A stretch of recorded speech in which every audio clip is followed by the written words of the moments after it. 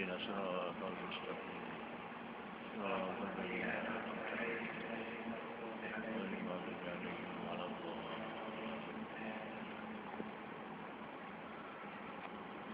الحمد لله وكفى صلاة سلاما دائمين متلازمين على حبيبنا محمد وعلى خاتمهم وأكرمهم وأشرفهم حبيب الله ونبينا وشفيعنا وزرنا ومولانا محمد وعلى آله الطاهرين وأصحابه المجاهدين إنه بلغ الرسالة وأدى الأمانة ونصح الأمة وكشف به الأمة وجاهد في سبيل الله حق جهاده حتى أتاه اليقين. تركنا على محجة البيضاء ليلها كنهارها لا يزيغ عنها إلا هالك. اللهم افتح بيننا وبين قومنا بالحق وأنت خير الفاتحين. رب اشرح لي صدري ويسر لي أمري واحلل عقدة من لساني يفقهوا قولي. اللهم آمين يا رب العالمين. Muslimin muslimat, tuan dan puan, beri hadirat yang dikasihi dan dirahmati oleh Allah Subhanahu wa taala. Alhamdulillah, kita bersyukur kepada Allah Subhanahu wa taala. Sekali lagi pada malam ini kita diberikan kesempatan ruang kepada kita untuk terus bersama-sama melaksanakan ibadah di hadapan Allah Subhanahu wa taala, dapat melaksanakan salat fardu maghrib berjamaah secara berjamaah. Dan mudah-mudahan dalam tempoh masa waktu sementara kita menantikan masuknya waktu Isya, mudah-mudahan Allah Subhanahu wa taala memberikan ganjaran dan menaikkan pangkat kepada kita sebagaimana yang disebut oleh Rasulullah sallallahu alaihi wasallam ketika sahabat Nabi sallallahu alaihi wasallam tidak tak aku tunjukkan ala adukum syai'in, tidak tak aku tunjukkan kepada kamu sesuatu yarfa'u darajatikum, darjat kamu ini akan diangkat oleh Allah Subhanahu wa taala dan akan dihapuskan dosa kamu. Rasulullah kata 3 perkara, dan di antara 3 perkara tersebut, di antara lain Rasulullah menyatakan menantikan masuknya waktu sembahyang dan sesudah kita menunaikan waktu salat. Salat maghrib kita tunaikan, kita menantikan masuknya waktu salat al-Isya. Mudah-mudahan dengan penantian dan kebutuhan kita ini, tuan dan puan sekalian, mampu membantu untuk menaikkan darjat ketinggian pangkat kita di sisi Allah Subhanahu wa taala dengan syarat niat kita tidak lain dan tidak bukan adalah semata-mata kerana Allah Subhanahu wa taala.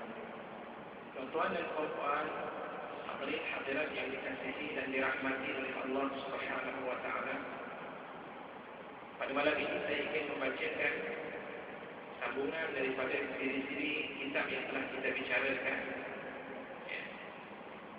InsyaAllah malam ini kita akan membaca kitab La Tahzan dalam bab ataupun dalam topiknya yang ke-17. Itulah bab ambillah lagu dan jangan rosak sarangmu. Apa ceritanya? InsyaAllah kita akan cuba melihat nukilan yang disampaikan oleh Dr. Ali Abdullah Al-Qawi. Di mana pun kelembutan itu berada, ia akan menghiasi tempat itu. Demikian halnya bila ia dicabut dari sesuatu tempat, dan ia akan mengotorinya. Kelembutan tutur kata, senyuman tulus di bibir, dan sapaan yang terpuji saat bersua merupakan hiasan-hiasan yang selalu dikenakan oleh orang-orang yang mulia. Baik, daripada apa yang disampaikan oleh pengarang kita dalam kitab tersebut mengajar kepada kita bahawa sesungguhnya Islam diturunkan oleh Allah Subhanahu wa taala untuk melahirkan rasa kasih sayang kita di antara manusia sesama manusia. Begitu juga kasih sayang kita sesama makhluk. kerana Allah Subhanahu wa taala menurunkan Islam yang tidak lain dan tidak bukan tujuannya adalah untuk berkasih sayang. Sebab itu dalam sebuah hadis Nabi sallallahu alaihi wasallam, Rasulullah sallallahu alaihi wasallam menyatakan, "Irhamu man fil ardi yarhamukum man fis sama." Sayangilah kamu sesiapa yang berada di muka bumi Allah Subhanahu wa taala. Sifat kasih sayang kita kepada sahabat kita. Sahabat melakukan kesilapan, lantas kita menegur kesilapan tersebut, niatnya tidak lain dan sayangnya kita kepada sayangnya kita kepada anak kita.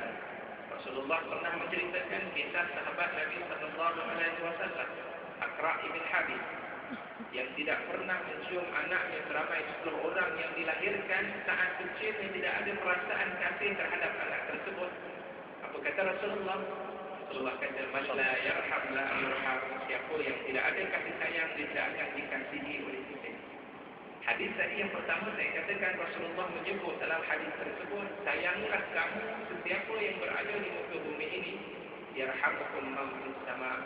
Pastinya makhluk yang berada di langit tidak lain para malaikat Allah Subhanahu wa taala akan menimbulkan rasa kasih sayang mereka terhadap manusia yang menyayangi sesama hamba-hamba Allah Subhanahu wa taala. Sebab itu apabila datangnya Islam menurunkan rahmat dan kasih sayang di muka bumi Allah Subhanahu wa taala. Terdapat beberapa hadis yang lain, di antaranya dalam sebuah hadis riwayat daripada Imam Muslim. Rasulullah sallallahu alaihi wasallam berkata apabila melihat seorang sahabat Nabi yang bernama Ashaj ibn Taib. Apa kata Rasulullah bila melihat sikap akhlak yang ditunjukkan oleh Ashaj ibn Taib ini? Rasulullah kata, "Inna fika khaslataini yuhibbuhum Allah." Wahai Ashaj, sesungguhnya dalam diri kamu ini ada 2 sifat. Dan 2 sifat ini Allah Subhanahu wa taala menyayangi kamu. Apa dia wahai Rasulullah sallallahu alaihi wasallam? Al-hilm wal anah. Sifat lemah lembut, sifat tidak tergesa-gesa yang ada pada diri Ashaj ketika saat ia menentukan sesuatu keputusan, dan juga al-anah, tidak terburu-buru dalam melaksanakan kerja. Ya. Jadi ini di antara kedua sifat yang disayangi, al-hilm lemah lembut, dan yang kedua yang disebut dengan perkataan anah, tidak tergesa-gesa, ini merupakan sifat yang ada pada Ashaj ibn Taib yang disayangi dan disukai oleh Allah Subhanahu wa taala. Dan di antara hadis yang lain juga Rasulullah menyatakan, antaranya hadis yang diriwayatkan muttafaqun alaih. Rasulullah bersabda, "Innallaha rafiqun yuhibbur rifqa fil amri kulli." Sesungguhnya Allah Subhanahu wa taala rafiq, baik, elok, lemah lembut, yuhibbur rifqa, dan Allah menyayangi akan lemah lembut itu ataupun baik tingkah lakunya pada segala urusan-urusan yang dilaksanakan. Baik. Semuanya itu merupakan sifat seorang mukmin yang akan menjadikannya seperti seekor lebah. Makan dari makanan yang baik dan menghasilkan madu yang baik. Dan bila hinggap pada tangkai bunga, dia tidak akan merosakkannya. Itu kerana Allah Subhanahu wa taala menganugerahkan pada kelembutan sesuatu yang tidak dia berikan kepada kekerasan. Ya. Sifat tersebut rupanya memberikan kesan. Subhanallah, dalam sejarah tuan-tuan, kalau kita melihat sifat yang ditunjukkan oleh Rasulullah sallallahu alaihi wasallam, sikap yang ditunjukkan oleh Rasulullah, tentunya dalam kitab Khususiyatun Nabi sallallahu alaihi wasallam, karangan daripada Imam Al-Qustulani dan beberapa kitab catatan kitab-kitab yang lain, kita akan dapati bagaimana sifat Rasulullah terhadap mereka yang tidak menyukai Rasulullah sallallahu alaihi wasallam. Tengok sikap Rasulullah, kisah bagaimana apabila Rasulullah sallallahu alaihi wasallam dimaki oleh seorang Arab yang datang bertemu dengan Rasulullah sallallahu alaihi wasallam. Sahabat Nabi sallallahu alaihi wasallam bila melihat keadaan Rasulullah diterjang dimaki ketika itu, maka apa yang berlaku di kalangan para sahabat Nabi akan bangkit dengan semangat yang membuat-buat ketika itu ingin membalas kepada orang yang bercakap kepada Rasulullah. Apa kata Rasulullah ketika itu? Da'u fa inna li sahibil maqali haqq. Ya, atau kama qala Nabi sallallahu alaihi wasallam, fa inna li sahibil haqqi maqal. Biarkan dia, sesungguhnya setiap orang yang ada haknya itu ada hak untuk bercakap. Rasulullah biarkan dia bercakap terlebih dahulu, dan kemudian barulah Rasulullah SAW menjawab dan membalas jawapan atas persoalan yang dikemukakan olehnya. Anda pernah katakan dahulu kisah bagaimana seorang sahabat Nabi SAW, dia adalah merupakan seorang Yahudi, Zaid bin Sa'lah, seorang Yahudi yang ketika itu telah pun membaca kitab Injil, telah pun membaca kitab Taurat, dan mendapati beberapa ciri Rasulullah SAW dalam kitab Taurat. Apabila dibaca, dan akhirnya Zaid bin Sa'lah ini ingin menguji Rasulullah SAW. Yang satu ketika sahabat Nabi SAW berjaya mengislamkan satu kelompok manusia, dan akhirnya bertemu dengan Rasulullah. Ya Rasulullah, saya telah pun berjaya mengislamkan satu kelompok manusia ini, ya Rasulullah. Tetapi saya telah memberikan kepada mereka, kalau mereka memeluk ajaran Islam, kami akan berikan kepada mereka habuat demikian, wahai Rasulullah. Rasulullah tanya kepada sahabat Nabi yang berada bersama-sama dengannya, tidak ada seorang pun yang mampu untuk membantu Rasulullah kerana masing-masing tidak memiliki harta yang banyak seperti itu untuk diberikan kepada kaum yang telah pun memeluk ajaran Islam. Akhirnya pada saat yang syukur Rasulullah bersama, ketika itu ada seorang Yahudi yang ketika itu Zaid bin Sa'lah belum memeluk ajaran Islam radhiyallahu anhu, dan dia telah menawarkan dengan beberapa makanan, habuan-habuan yang boleh diberikan, dan syaratnya dia minta kepada Rasulullah SAW, Muhammad, kami kita berjanji saya boleh berikan demikian, sebaliknya kamu mesti membayar demikian keadaannya pada tarikh sekian. Akhirnya Rasulullah bersetuju dengan perjanjian tersebut. Rasulullah ambil habuan tersebut, makanan tadi, dan diserahkan kepada kaum tersebut. Ceritanya tamat di situ, kaum tadi telah pun menerima habuan tersebut. Persoalan, Rasulullah belum mengulangkan janji yang telah pun Rasulullah persetujui bersama dengan Zaid bin Sa'lah tadi. Sehinggalah akhirnya Rasulullah SAW satu ketika berlaku peristiwa kematian seorang sahabat Nabi di kalangan Ansar. Ketika itu telah pun meninggal, Rasulullah bersama dengan para sahabat pergi melawat dan menunaikan solat jenazah ke atas salah seorang Ansar radhiyallahu anhu. Setelah selesai Rasulullah menunaikan solat jenazah, Rasulullah duduk bersama dengan para sahabat. Datang Zaid bin Sa'lah, yang ketika itu Zaid bin Sa'lah datang kepada Rasulullah, wahai Muhammad, kamu telah berjanji untuk membayar sekian banyak yang apa yang telah saya berikan kepada kamu. Ditarik baju Rasulullah SAW, hingga menyebabkan sahabat Nabi begitu marah seperti itu. Lalu timbullah kata-kata daripada Rasulullah SAW, da'u fa'inna lisahibil haqqi maqal. Biarkan dia, sesungguhnya bagi setiap orang yang berhak, untuk bercakap, dia ada ruang untuk bercakap. Nanti saya akan memberikan jawapan sudah saya tadi. Dan akhirnya setelah selesai, Rasulullah arahkan kepada sahabat Nabi tolong bayar, walaupun sebenarnya waktu untuk bayarannya bukan hari tersebut, iaitu pada hari berikutnya, beberapa hari kemudian. Sebab Rasulullah tidak pernah melanggar janji yang telah dilaksanakan. Cuma ketika itu Zaid bin Sa'lah minta lebih cepat, lebih awal daripada waktu yang telah dijanjikan. Dan akhirnya setelah demikian Rasulullah kata, tolong wahai sahabat-sahabatku cari harta, tidak ada, ambil di Baitul Mal, bayarkan terlebih dahulu ketika itu, dan bayar lebih daripada apa yang telah diberikan kepada dia. Dia telah berikan kepada aku, bayar lebih.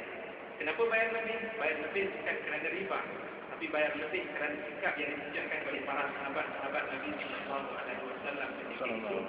Dengan sikap yang ditunjukkan tidak begitu manis, tidak baik terhadap Zaid bin Sa'lah. Setelah Zaid bin Sa'lah menerima habuan tersebut, Zaid bin Sa'lah mengucap dua kalimah syahadat, asyhadu an la ilaha illallah wa asyhadu annaka Muhammadan Rasulullah. Aku naik saksi bahawa tiada Tuhan yang disembah melainkan Allah, dan sesungguhnya engkau ini adalah merupakan utusan Allah. Mengapa sifat, tabiat, akhlak yang ditunjukkan oleh Rasulullah sallallahu alaihi wasallam. Masya-Allah, sikap inilah sesuatu yang perlu kita laksanakan. Allah sebut dalam Al-Quran sifat-sifat yang ada dalam Al-Quran itu adalah merupakan sifat yang ada pada diri baginda sallallahu alaihi wasallam. Bila disebut Rasulullah dari sudut akhlak, kana khuluqul Quran. Akhlak Rasulullah sallallahu alaihi wasallam adalah merupakan akhlak Al-Quran. Ya.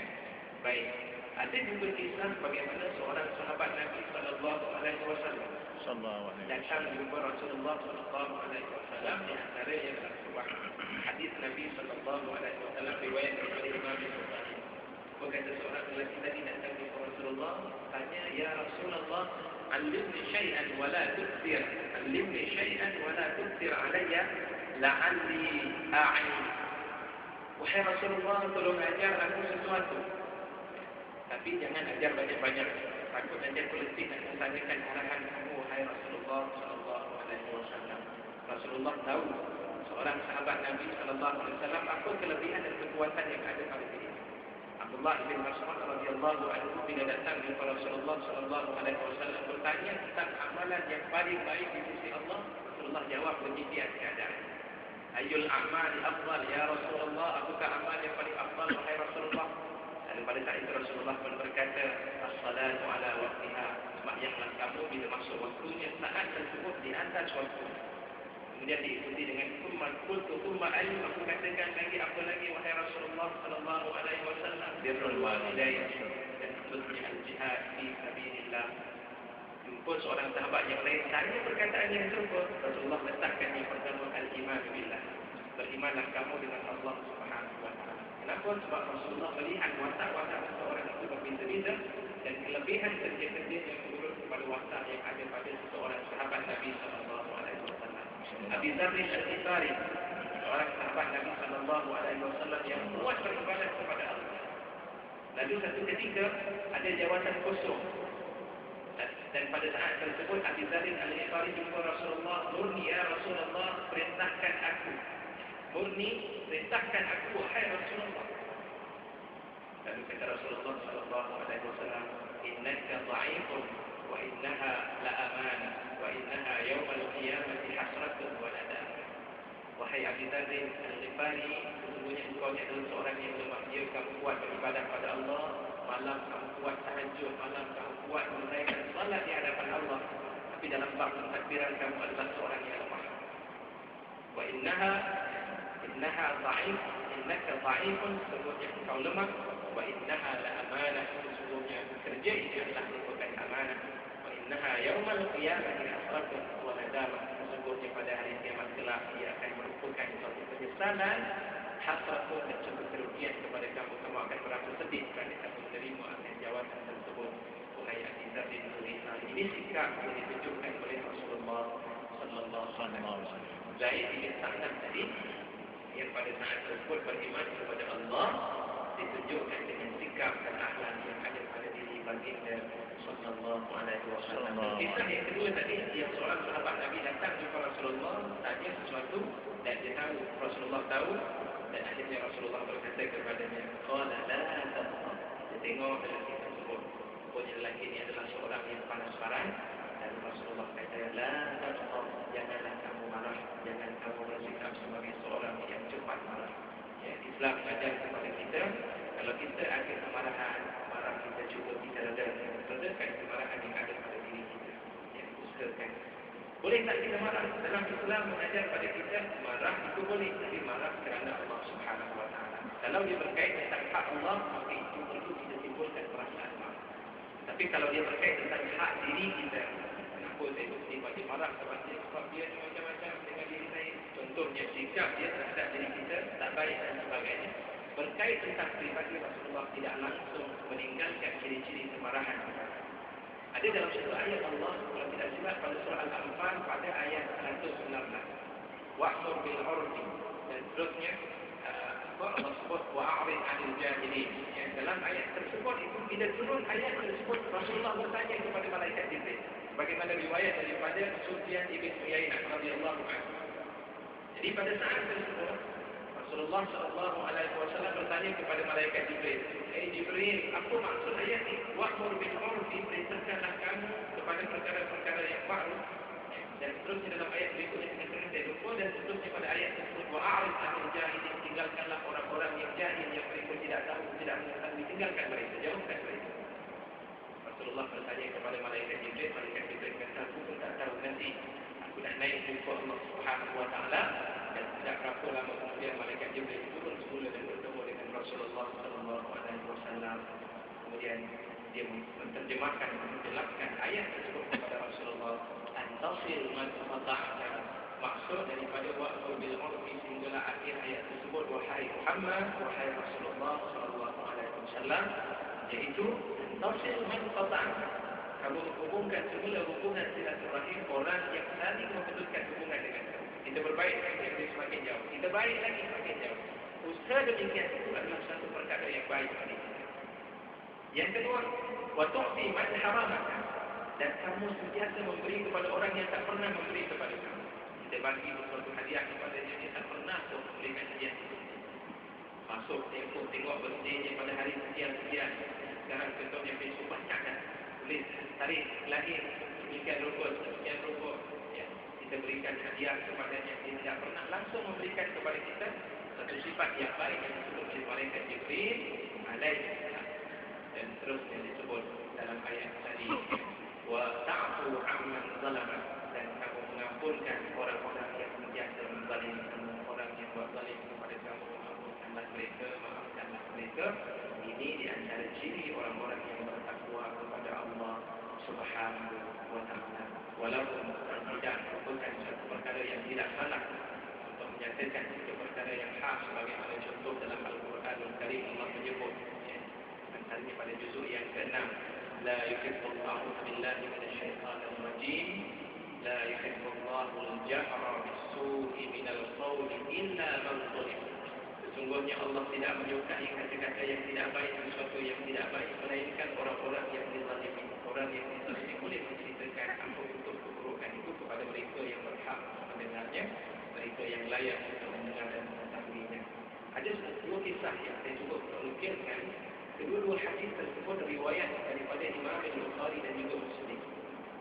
Kisah yang berlaku yang pertama riwayat, kalau tidak silap, daripada riwayat Jabir ibn Samurah radhiyallahu anhu, yang mengisahkan di zaman pemerintahan Sayyidina Umar Al-Khattab, yang ketika itu ada gubernur yang memimpin di bumi Kufah, namanya adalah Sa'ad ibn Waqqas radhiyallahu anhu.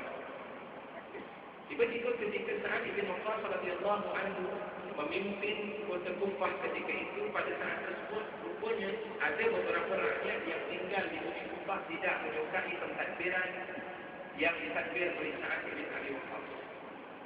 Jadi pada saat tersebut ada di kalangan mereka telah membuat aduan syakwa, beberapa aduan kepada Khalifah Umar ibn Khattab radhiyallahu anhu.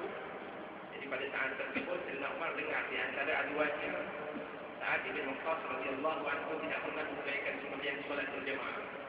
Sa'ad ibn Waqqas ketika berlakunya peperangan, dia tidak pernah membahagikan harta rampasan perang itu secara sama rata. Sa'ad ibn Waqqas, bahkan Sa'ad ibn Waqqas tidak pernah bersama-sama dengan kami ketika kami melakukan peperangan, hanya antar wakil. Itu di antara aduan-aduan yang diberikan dan disampaikan kepada Khalifah Umar Al-Khattab radhiyallahu anhu. Jadi pada saat tersebut Sayyidina Umar Al-Khattab bila dengar berita tersebut, segera Sayyidina Umar Al-Khattab sebagai Khalifah Rasulullah sallallahu alaihi wasallam meluncurkan jawatan Sa'ad ibn Abi Waqqas dan digantikan dengan seorang sahabat Nabi yang bernama Mus'ab ibn Umair. Mus'ab memegang jawatan tersebut. Jadi pada saat tersebut kemudian bila begitu keadaannya, Sayyidina Umar tidak membiarkan hal keadaan demikian begitu saja. Sebaliknya Sayyidina Umar Al-Khattab telah mengarahkan beberapa orang kaki tangannya turun pergi ke setiap masjid cuba dengar apakah benar Sa'ad ibn Abi Waqqas tidak pernah menunaikan salat berjamaah. Begini keadaan, dan setiap seorang kaki tangan amilin, mereka yang bekerja di bawah pemerintahan Sayyidina Umar, pergi ke setiap seluruh masjid yang berada di Kufah. Jadi pada saat tersebut setiap jamaah yang berada di masjid tersebut menceritakan tentang kebaikan Sa'ad ibn Abi Waqqas. Tidak ada keburukan yang terdapat pada Sa'ad ibn Abi Waqqas sebagaimana yang dinyatakan dalam aduan tersebut, melainkan hanya berlaku pada sebuah masjid Bani Abbas.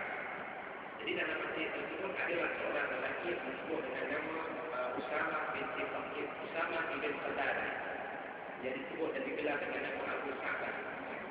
Pada saat tersebut dia bangkit dan berkata, ya benar, sesungguhnya Sa'ad ibn Abi Waqqas radhiyallahu anhu, Sa'ad ibn Waqqas dia tidak menunaikan sembahyang berjamaah, dia tidak pernah membagikan harta rampasan secara sama rata dan sebagainya. Segala kata-kata itu diadukan, dia menyatakan demikian. Dan kemudian apa yang berlaku Sa'ad ibn Abi Waqqas لو كان العبد هذا كاذبا قام رياء وسمعة. Kalaulah sekiranya kampung ini adalah merupakan seorang yang penipu, dia berbohong dari seluruh kata-katanya, dia bangkit masa ingin menunjuk-nunjuk riak dan juga sumah ingin mendengar apa dia hebat berkata-kata, berani berkata-kata demikian. Lalu kata Sa'ad bin Abi Waqqas, fa'adil umrahu wa adil umrahu. Kau panjangkanlah umurnya dan kau panjangkanlah kemiskinan pada diri Allah. Kata-kata daripada seorang sahabat Nabi sallallahu alaihi wasallam. Bukan boleh lihat dalam kitab Riyadhus Shalihin. Hadis ini. Jadi pada saat tersebut bila dikatakan demikian, ketika Sa'ad bin Abi Waqqas mula melihat keadaan ketika itu, Abi Sa'dah bila Sa'ad ketika umurnya semakin dimamah dan menjadi tua ketika itu, yang disebut ketika itu bulu-bulu yang berada ahli mengatakan ketika itu semakin panjang dan berguguran. Pada saat tuanya dia menjadi seorang yang nyanyi, dan pada saat tuanya dia sering mengganggu wanita-wanita yang lalu lalang di hadapannya. Dan yang bizuhu pada saat tersebut disebut dalam hadis tadi yang muttafaqun alaih, ceritakan Abu Sa'dah pada saat tersebut dia suka mengganggu wanita-wanita yang lalu dia mengancam dengan kalimah kalau disebut dalam terjemahan disebut dengan beraba dan sebagainya. Itu sikap hasil daripada doa seorang yang dimaksud. Kemudian yang kedua ada juga berlaku dalam hadis yang disebut dengan muttafaqun alaih juga riwayat daripada Imam Al-Bukhari dan juga Muslim, seorang sahabat Nabi sallallahu alaihi wasallam yang bernama Sa'id bin Zaid ibn Tufail. Yang ketika itu datang seorang wanita yang bernama Arwa ibn Aus. Arwa ibn Aus mengadu di zaman pemerintahan Marwan. Jadi pada saat itu dia mengadu bahawa Sa'id bin Zaid ini telah mengambil sebahagian daripada tanah miliknya. Ketika itu bila diadukan, dibawa di mahkamah dan akhirnya hakim pun bertanya kepada Sa'id bin Zaid radhiyallahu anhu, apakah benar kamu telah mengambil sebahagian tanah sebagaimana yang diadukan oleh wanita tersebut oleh Arwah? Lalu kata Sa'id bin Zaid, wallahi saya tidak pernah melakukan kerja tersebut semenjak saya mendengar sabda Nabi sallallahu alaihi wasallam, man akhadha shibran, barang siapa yang mengambil satu harta daripada tanah seseorang itu, maka Allah Subhanahu wa taala akan membenamkannya dengan 7 lapisan bumi. Allah akan membenamnya dalam 7 lapisan. Tawwaqallahu sab'al aradin atau kama qala Nabi sallallahu alaihi wasallam. Jadi bila dengar kata tersebut, kata Sa'id bin Zaid, semenjak aku mendengar hadis ini daripada Rasulullah sallallahu alaihi wasallam, aku tidak pernah melakukan perbuatan seumpama ini. Dan akhirnya wanita tersebut tetap bertegas yang menyatakan benar bahawa Sa'id bin Zaid telah melakukan kerja tersebut. Sa'id bin Zaid berdoa kepada Allah Subhanahu wa taala, ya Allah, lau kana hadhihi al-mar'ah kadhibatan, kalau sekiranya wanita ini menipu, wahai Allah, fa'aqi basaraha wa qulha fa'aqi basaraha, kau butakan akan matanya, wa qulha fi ardiha, dan bunuhlah dia pada bumi tempat tanah kawasan yang dia telah tuduh aku demikian. Takdir daripada Allah Subhanahu wa taala bahawa wanita tersebut mati betul pada tempat tanah yang dituduh bahawa Sa'id bin Zaid telah mengambilnya, di mana pada kawasan tanah tersebut ada sebuah perigi. Dia terlanggar perigi tersebut dan akhirnya masuk dalam perigi tersebut mati. Inna lillahi wa inna ilaihi raji'un. Ya, ceritanya ada, kisahnya ada. Sebab itu berhati-hati tuan-tuan perempuan apabila kita melakukan perkara, jangan menzalimi manusia. Doa orang yang menzalimi disebut dalam hadis Nabi sallallahu alaihi wasallam, da'watul mazlumi mustajabah.